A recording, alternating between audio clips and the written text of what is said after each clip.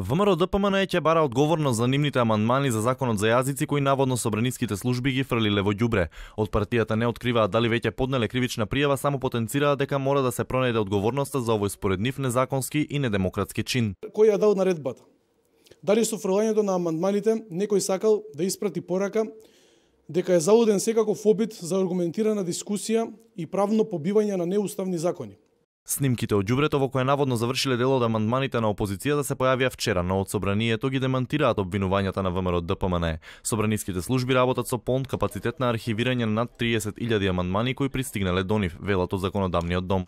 Од петок од стотина луѓе работат на архивирање и евидентирање на сите поднесени амандмани. Службите се организирани максимално. Сите амандмани се тука. Утре ќе информираме со повеќе детали за сите нив, а ќе може да се направи и увид.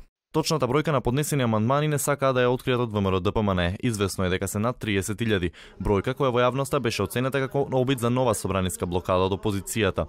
Оттаму пак негираа дека намерата е да се закочи донесувањето на законот за јазици.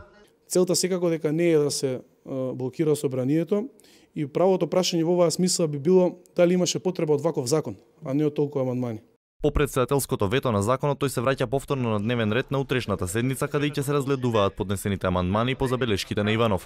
Во собраниските клупи ќе седне и ВМРО ДПМН, но само за овој закон. За одредбите предвидени со него, освен во собранието, жестока дебата ги подели и мислењата на експертската јавност. Вака срочениот закон носи кон бинационалност на држава. Федерализација. И федерализација. Овој закон како уставен основ го има амандманот 5 и тоа ставот 1, ставот 2 и ставот 5 и ставот 6.